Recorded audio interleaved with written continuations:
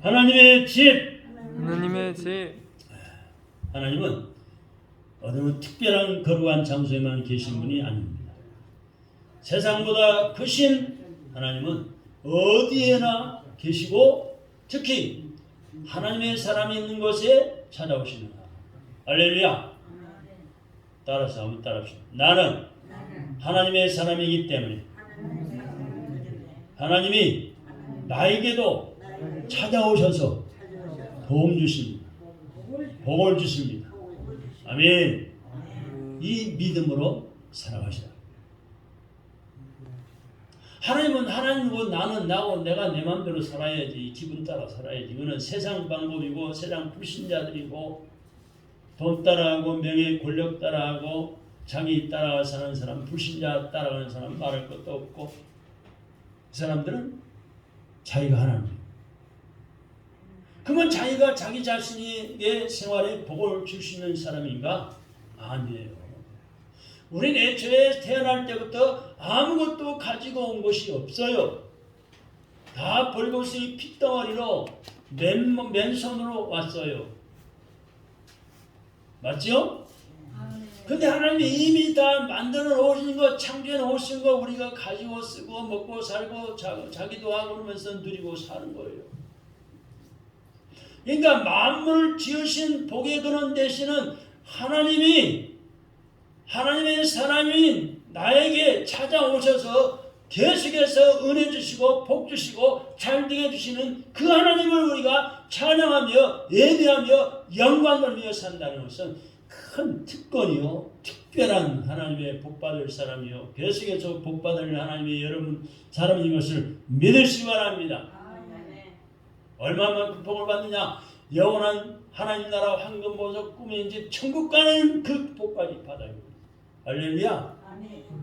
이 세상에 살아가는데 필요한 것은 말할 것도 없고 황금보석 꿈인 천국 가는 복까지 받아서 받게 되어서 얼마나 감사합니다.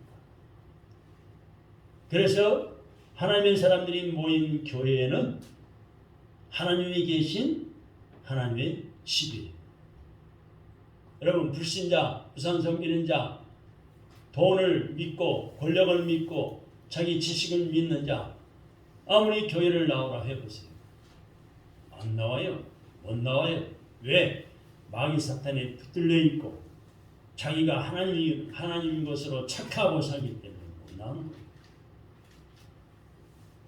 이제 그런 분도 전도를 받아서 구주의 신앙을 믿게 되고 자기가 죄인인 것을 알게 되고 회개하게 되고 하나님의 자녀인 것을 알게 되면 그때는 이제 나옵니다. 그래서 전도가 필요한 거예요. 요한복음 4장에 보면은 수가성 여인 이야기가 나옵니다. 수가성 여인 따라해봅시다. 수가성 여인. 여인은 수가성에 사는 여인은 사도 요한복음 4장 20절에 보니까 이 수가성 여인은 예수님과 대화를 하는 중에 어디서 예배를 드리는 것이 옳은 예배인지 물어봤어요. 여쭤보고 예수님께. 이 여인에게는 이 예배하는 장소 문제가 대단히 중요했던 것 같습니다. 이런 문제들은 어디가 거룩한 것이고 어디에 하나님께서 임재하시는가에 대한 질문을 안고 있습니다. 그리고 우리는 은연 중에 하나님께서 계시는 곳은 특별한 곳이라는 생각을 하게 됩니다. 그런 생각할 수 있어요. 그런데 오늘 본문의 말씀 보니까 도망자가 나와요. 도망치는 사람. 이 사람은 외로운 도망치는 사람. 외로운 도망자에 대해서 말씀하는데 창세기 25장 23절, 로마서 9장 13절에 보니까 야곱이라는 인물이에요. 야곱은 하나님께서 선택받은 사람이었어요. 하나님께 선택받은 사람 누구예요? 야곱. 하지만 창세기 27장 1절로 29절에 가서 보니까 야곱은 자기 형이 있어요. 형 이름이 뭐죠? 에서. 또 아버지가 있어요. 아버지가 누구죠? 이삭. 야곱은 자기 형님 에서와 아버지 이삭을 속이고 어떻게 했어요? 장자가 받을 복을 가르쳤어요. 자기 형 에서 이 장자 자기 형 에서가 받을 복을 야곱의 동생이 아버지께로부터 가르친 거예요.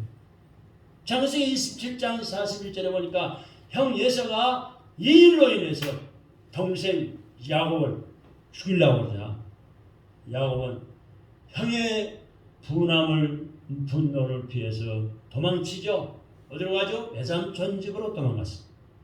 도망자. 외삼촌이 살고 있는 밧담 아람이라는 곳까지 가는 것은 매우 힘든 일이었어요. 외삼촌이 밧담 아람이라는 동네에 사는데 거기까지 가는 것은 너무 힘들었어요. 왜냐하면 길이 멀 뿐만 아니라 그 당시에 여행 여건이 뭐 오늘처럼 뭐 자전거가 있나요? 뭐 자동차가 있나요? 비행기가 있나요? 걸어서 가야 되는 거예요. 여러분 자전거가 우리나라에 들어온 지 얼마 안 됐어요.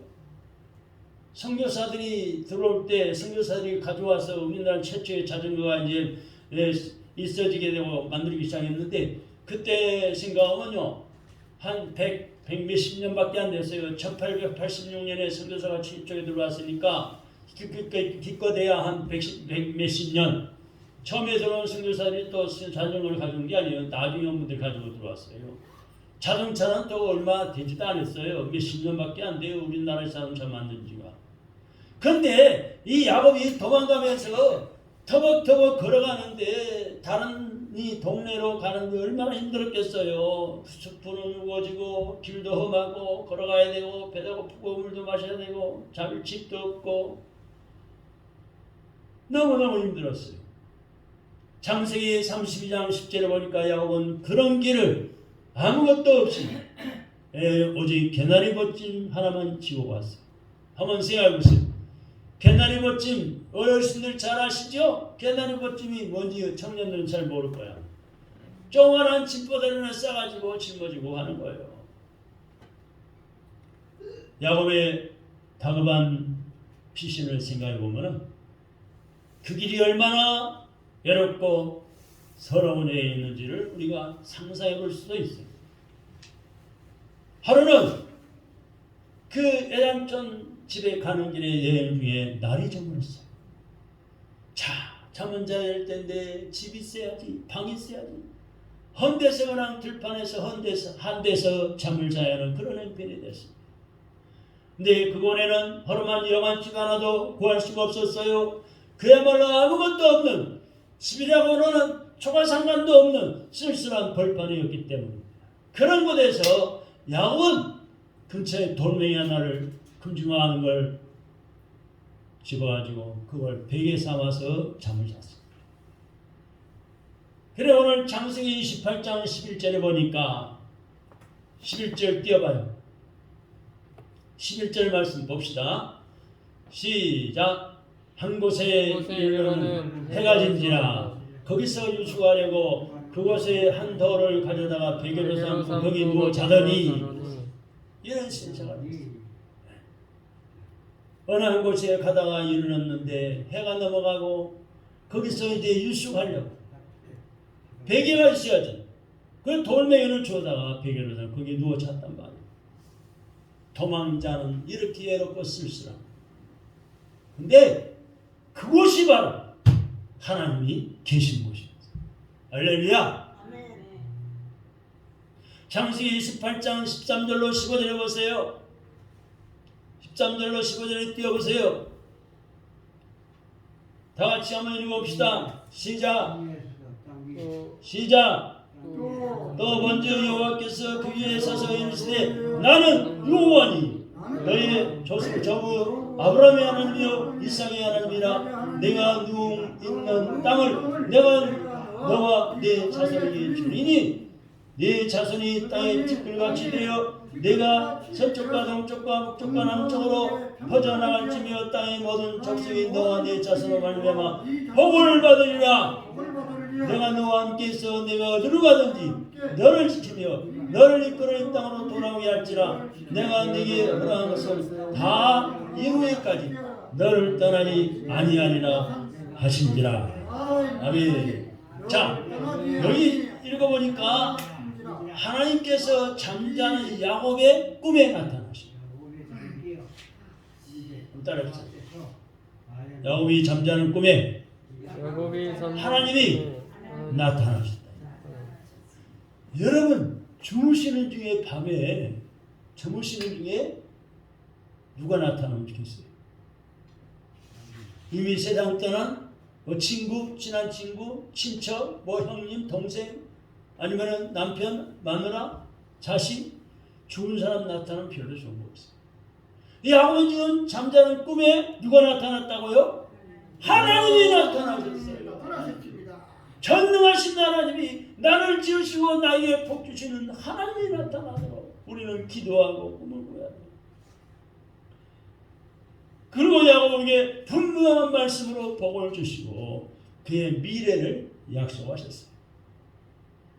그것은 꿈이라고 하기에는 너무 생생한 꿈이었어요. 그래서 오늘 보면 창세기 28장 16절에 가서 보니까 그 다음 절이죠. 그래서 야곱은 하나님께서 그곳에 계시고 자기를 찾아오셨다고 결론 지었어요.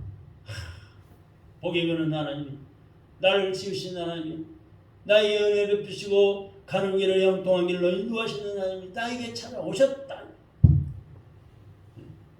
그래서 야곱은 결론을 내리고 베개를 베고자 하던 돌을 기둥으로 세우고 기름을 붓고 22절에 보니까 22절 다 같이 읽어봐. 시작. 내가 기둥으로 세운 이 돌이 하나님의 집이 될 것이고 하나님께서 내게 주신 모든 것에서 10분의 1을 내가 반드시 하나님께 드리겠나이다 하였더라 고백하고 있어요. 이 말은 쉽게 말하면 하나님이 내가 여롭게 살다가 내가 여롭게 사는 모습을 보시고 잠을 자는데 하나님이 꿈에 나타나시고 너무너무 감사하고 기뻐서 하나님 만나니까 하나님이 나 같은 사람을 만나주신다니 꿈을 꾸게 하신다니 이렇게 또 말씀했어요. 얼마나 축복의 말씀입니까? 너무너무 감사해서 하나님 앞으로 살면 모든 것에서 10분의 1을 11절을 내가 반드시 하나님께 드리겠나이다. 서운한 거예요. 일반적으로 사람들의 마음속에는 하나님이 아주 특별한 곳에만 계실 거라는 생각이 있기 때문입니다.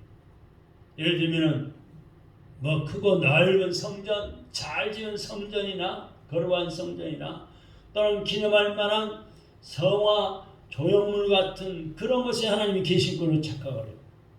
네? 그래서 캐톨릭 천주교 교인들은요 꼭 어떻게 해요? 마당에 딱 들어서면 성모 마리아상을 멋지게 세워요.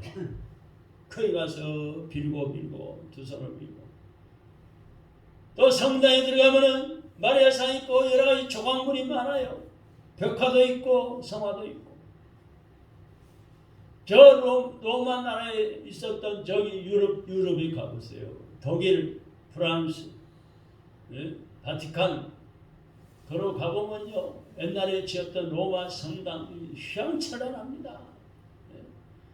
사방 벽면에 성화 무슨 뭐 우상을 세워놓고 그 앞에서 빌고 그래서 똑같은 신부인 마르틴 루터 신부가 종교개혁을 했잖아요. 성경으로 돌아가자. 성경대로 하나님을 섬기고 성경대로 하는 말씀을 믿고 순종의 복을 받자요. 외쳤잖아요. 생명으로.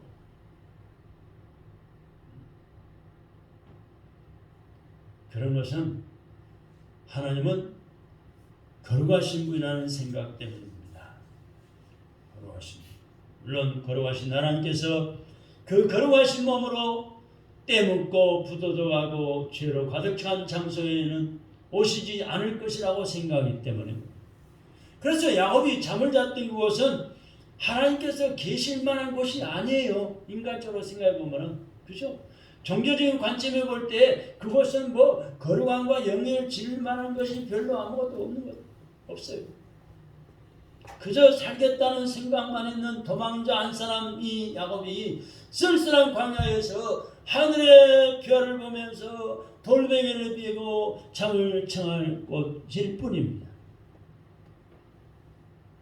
하지만 말씀을 생각해 보니까 하나님은 어디에나 계시는 것입니다.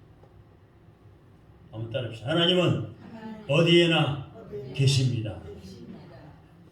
시편 139편 7절로 10절에 보니까 내가 주의 신을 떠나 어디로 가며 주의 앞에서 어디로 피하리까. 내가 하늘에 올라갈지라도 거기 계시고 음부에 내 자리를 펼지라도 거기 계시니이다.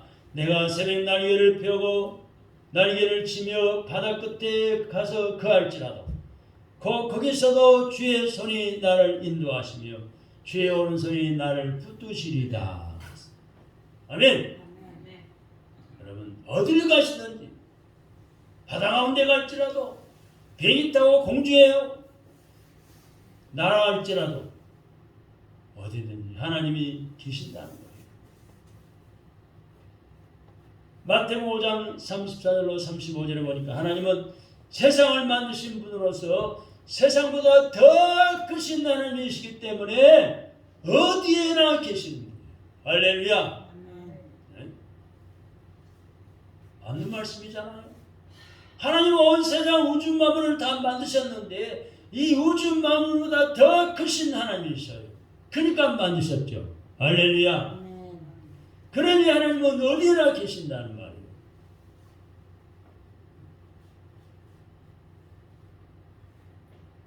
그러니까 야곱이 잠자던 곳이 그저 돌멩이가 굴러다니는 그런 황량한 곳이라 해도 그곳에도 하나님이 계신다는 말은 옳은 말씀입니다.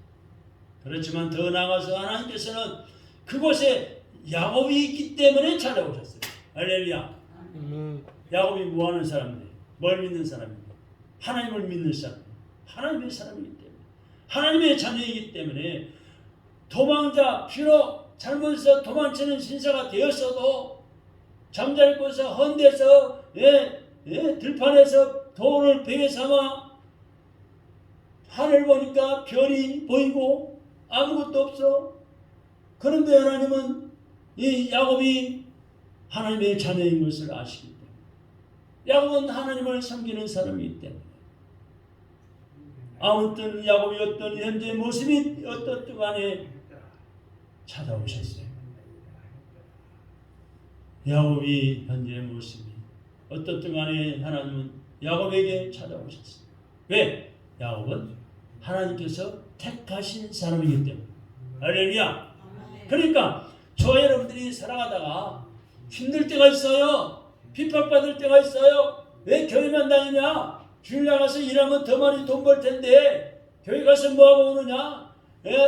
친구와 친척이 식구들이 남편 아내가 핍박을 할 수 있어요. 우리 기독교는 핍박을 받게 돼 있어요. 원래 애초부터 예수님이 그렇게 핍박을 받고 멸시천대 당하시고 고난을 겪었잖아요. 그래서 우리가 믿음이 세워지고 믿음의 사람이 되기까지는 온갖 핍박이 시험거리가 와요. 누구나 다 마찬가지예요. 목사가 되기까지는 그냥 목사가 되는 거 아니에요.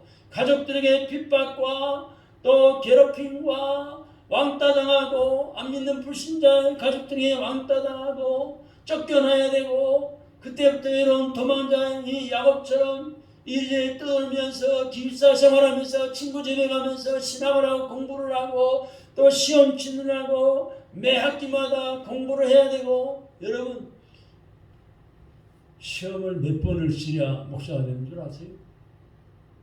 먼저 대학과정 4년 동안에 학기에 1학기, 한 학기에 2번씩 시험 중간고사, 기말고사, 학기말고사. 그러면요 전부 다 8번에다가 16번째 시험 봐요. 또 종합고사를 봐요. 대학원 졸업할 때는 모든 과목을 종합해서 또 고사를 봐요. 그게 반드시 60점 이상 합격을 해요. 졸업을. 또 졸업하면은 강도사고시를 봐야 돼요. 강도사 합격하면은 1년 후에 목사고시를 마지막으로 봐요. 그걸 20번 이상의 시험을 치러야 돼요.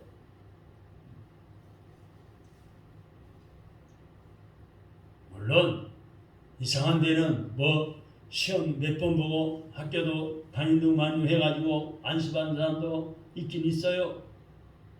그분들이 목사가 되면은 제대로 목회를 하느냐? 절대 하나님은 지켜보고 계십니다.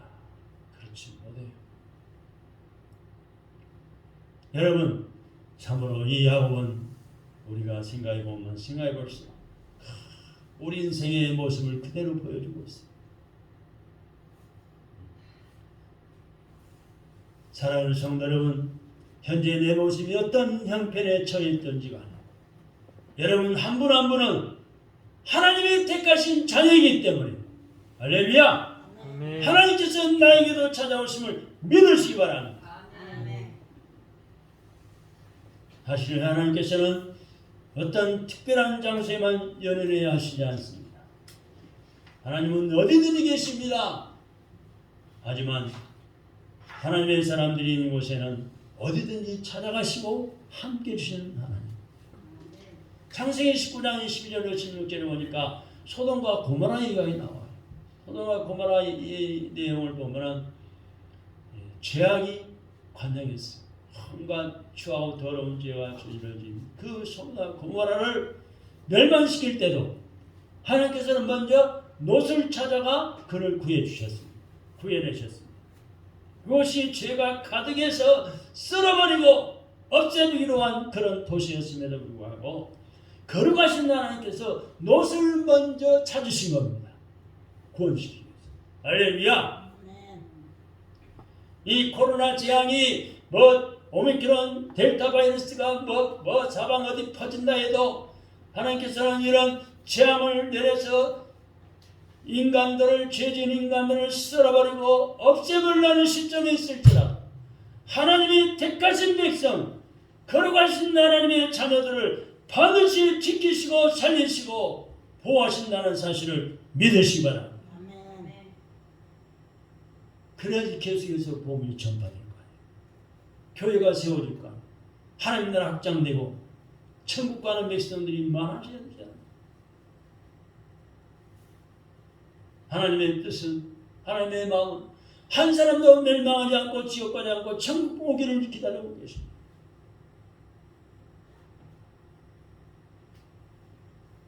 그 다음에 마지막 부분으로 이제 하나님의 집에 대해서 살펴보면 은혜 받기 원합니다. 그렇다면 오늘 우리들에게 있어서의 하나님께서 계신 곳은 어디일까요?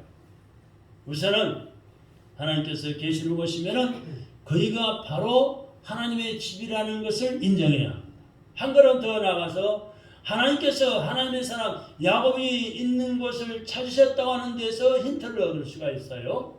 그래서 첫째, 하나님의 사람으로서 우리가 서 있는 곳이 곧 하나님의 집이라고 할 수 있어요.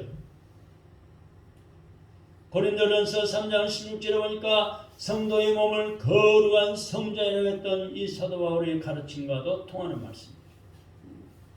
장소가 거룩해서 하나님께서 그곳에만 계시는 것이 아니라 성전으로서의 우리 성도들, 다시 말하면 내가 예수 믿기 전에는 죄인이요 말할 수 없는 허물 많은 사람이 됐을지라도 예수 믿고 모든 죄를 십자가에 불러 씻음받아서 이제 내 마음속에는 누가 계세요?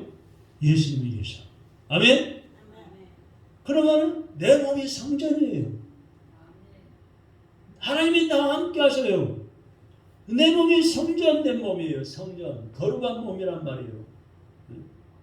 이 성전으로서 우리 성도들, 성도인 우리가 있는 곳이면 그것이 바로 하나님께서 계시는 하나님의 집이에요. 내 가끔 마귀 사탄이 찾아와요. 왜? 내 마음속에 들어왔는데 내 성전을 마귀의 집으로 삼으려 나를 유혹해요. 미혹해요. 저를 꼬셔요. 불신자가 또는 핍박을 통해서 안 믿는 사람이 핍박을 하고 회사에서 핍박을 하고 친구들이 너만 잘났냐? 너만 예수 믿고 천국 간다고? 택도 없는 소리 말하라. 천국이 어디가 있느냐? 자꾸 핍박을 해요. 이 마귀가 내 마음 심령 속에 들어와서 마귀 집을 짓지 않도록 우리는 예수 이름으로 떠나가라. 물리치며 살아야 돼요. 할렐루야. 성령의 검, 곧 하나님의 말씀을 외우고 듣고 배우고 순종하면서 우리는 살아야 돼요. 그래서 마귀를 물리치며 살아야 돼요. 할렐루야. 머리는 예수님이 나를 죄에서 구원하셨다. 이 믿음을 확실하게 알고 마음속에 예수님 나와 함께 하신다. 내 안에 예수님 계시고 내가 예수님 안에 살고 있다.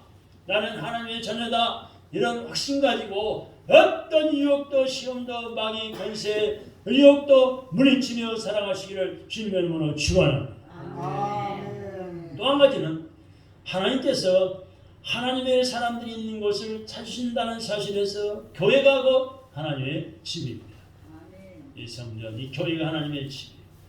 교회는 그 자체로 뭐예요? 누가 모이는 거예요? 하나님의 사람들이 모임이기 때문에 그런 거예요. 마태복음 16장 18절로 19절에 보니까 예수님께서는 이 교회가 얼마나 중요한가 이미 베드로에게 말씀하신 적이 있어요. 그렇다면 하나님의 집이 우리에게 주는 의미는 무엇일까요?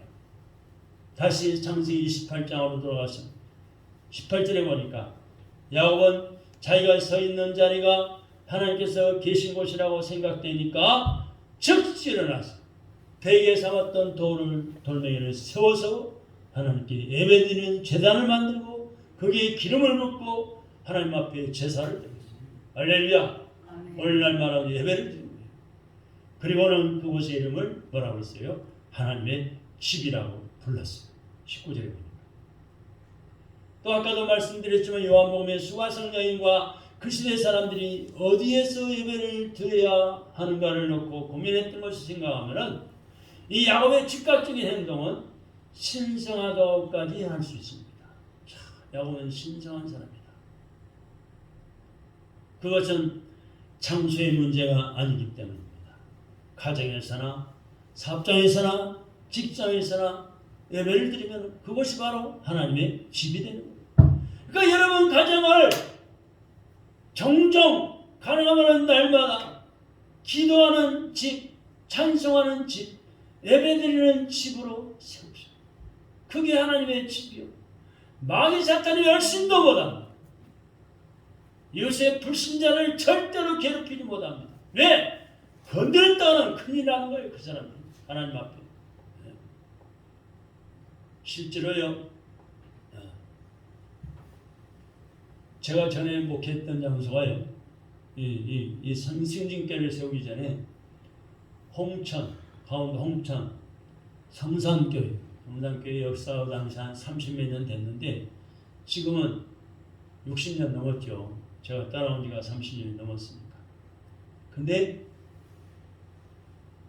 성산 장로교회인데 그 옆에 바로 옆집이 그러니까 교회 딱 마당을 들어가면은 왼쪽에가 집이 있는데 그 길가에 왼쪽 집이 교장 선생님 집이야. 초등학교 교장 선생님 집.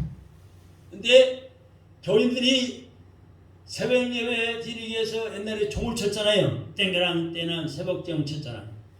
종 소리만 나면은 이 교장하고 그 부인이 시끄럽다 쪘다 저쪘다 핍박을 받는데. 근데 얼마 가가지고요. 교장이 뒷간에서 큰 것 보다가 큰일 보다가 쓰러져 갑니다. 제가 하니까 그 이야기 하는 교인들. 그들은 무서워가지고 교회를 감히 핍박한 거다. 그 부인이 옆에 사는데 한 말도 못해. 하나님이 살아계시는 것을 직접 보여줍니다. 여러분, 하나님의 집을 건드렸다. 큰일 납니다. 여러분, 이웃 사람들, 불신자 친구, 안 믿는 이웃 사람들, 친정 누구, 하나님의 집에 여러분의 집을, 가정을 건드렸다가는 큰일 나요. 깨우쳐줘야 해도 함부로 하지 말라고 하나님 계신다고. 가만히 있지 말고 입을 벌려서 말해줘야 합니다. 우리 집은 하나님의 집이다. 함부로 하지 말라. 하나님 앞에 큰일 난다. 가르쳐줘야 돼요. 잠잠히 있으라고 그래야 돼요. 잠잠히. 나는 하나님 믿고 축복받을 텐데 당신도 예수 믿고 하나님 믿고 변화의 새 사람 돼서 하나님의 축복받을 준비하며 살으라고 큰 소리 쳐야 돼요. 소리 쳐야 돼요. 할렐루야. 아멘. 일본 놈들이 우리나라를 36년 동안 얼마나 짓밟았습니까? 우리 어르신들 일제시대에 얼마나 압박과 사람을 당했습니까? 종놀이하고 농사지으면 다 뺏어가고 속히놓으면 소문하고 전쟁 무기 만든다고 노꾸는 노수저 뺏어가고 우리 어머니 아버지한테 제가 들어서 너무너무 많이 들었어요. 서로 말을 들어 다 알고 있어요. 저는 일제시대 때는 알지 않았지만 그렇게 교회를 문 닫고 폐쇄시키고 신사 참배하고 자기들 우상 섬기라고 들으면 어떻게 됐어요? 하나님을 섬기는 나 미국의 원자폭탄 2개 맞고 항복합니다. 지금도 미국한테 꼼짝 못해. 일본. 여러분 오늘 말씀을 잘 기억하시기 바랍니다. 하나님은 어디든지 자유롭게 계시고 무엇보다도 세상을 만드신 분이기 때문에 어디든지 계십니다. 그러니까 세상 모든 것이 하나님의 집이라고 생각할 수도 있습니다. 그렇지만 하나님은 특별히 이 하나님의 사람들이 있는 곳에 계십니다. 한번 따라합시다.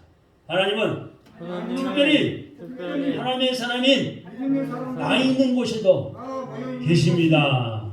하나님의 집입니다. 얼마나 감사합니다. 아멘. 하나님의 자녀이 내가 있는 곳에도 하나님이 계십니다. 그래서 예수 그리스도를 구세주로 고백하는 우리가 서 있는 자리와 우리의 모임인 교회는 하나님께서 특별히 함께 하시는 하나님의 집이랍니다. 여러분이 집에 가면 여러분의 집이 하나님의 집이에요. 왜? 하나님의 사람이 여러분이 사는 곳이기 때문에. 그리고 하나님의 집은 뭐하는 곳이에요? 기도하고 예배드리는 곳이에요. 예배드리는 곳입니다. 찬양. 살아있는 우리의 몸과 모임을 통해서 하나님을 여롭게 하는 예배를 드려야겠습니다.